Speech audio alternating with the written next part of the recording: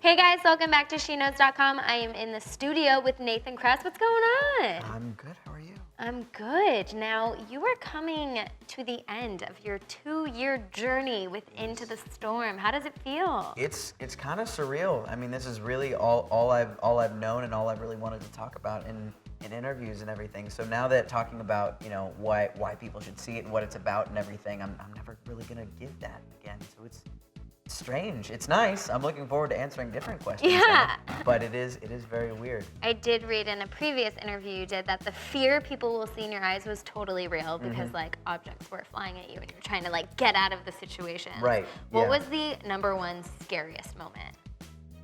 Oh boy, there was a couple of them, but I think there's one in particular where we had been shooting and we got to the point where we got all the little interstitial shots taken care of, everything was covered, all the little angles and everything, and they were like, all right, this is the one, we are going to do everything for real, all in one take, just nonstop. If any of us messed up, it would have completely blown the take. So it was a little bit terrifying because, if they weren't so safe on set and we didn't have such a great stunt crew, some of us could have died.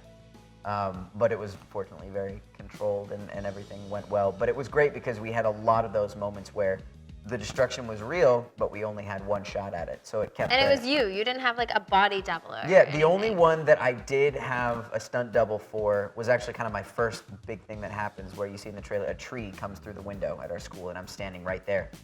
Because the window was also rigged with explosives, they didn't exactly know what would happen.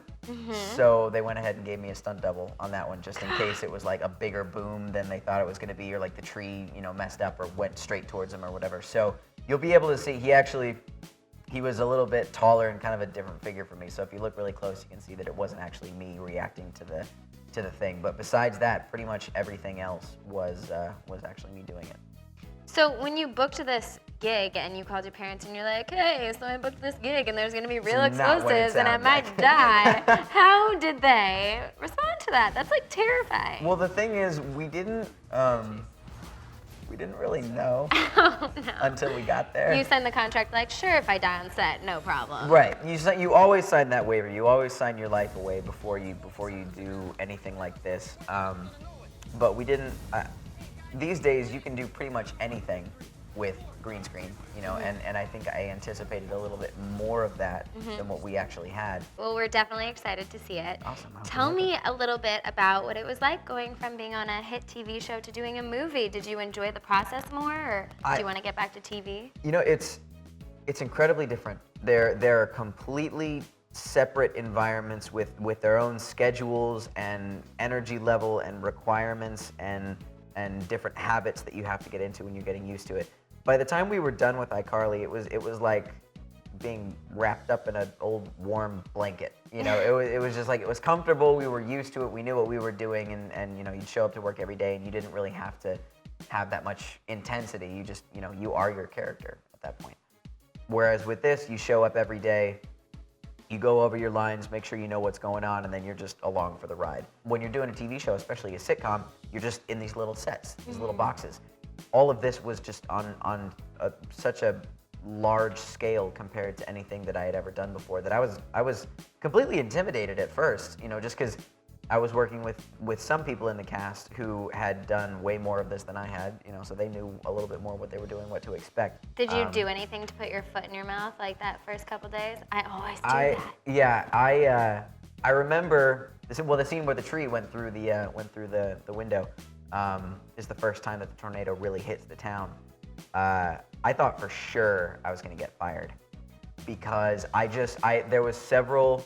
You'd never know it looking at the movie, but there were several cues that I messed up on because I was getting cued to walk into the school at a different time than other people, and the first AD was pointing in my direction, and I thought he was yelling at me, but I couldn't hear him because the fans were so loud and the rain machine was on. So it looked like he was just yelling at me go, go, go, but he was talking to the people behind me. So I ruined a whole take because, every time you did that, 150 extras had to walk through the door before me, so they had to reset all of that because I went in at the wrong time. And it was I just felt in the grand scheme of things, they weren't really that big of a deal, but because I didn't know, it was my first time really doing this, I was I barely shot anything. They're gonna let me go. This is it, And I was trying to compose myself in the trailer, like thinking like, do I know my lines? Do I know what I'm supposed to do and everything? But it was, that was just as a result of not.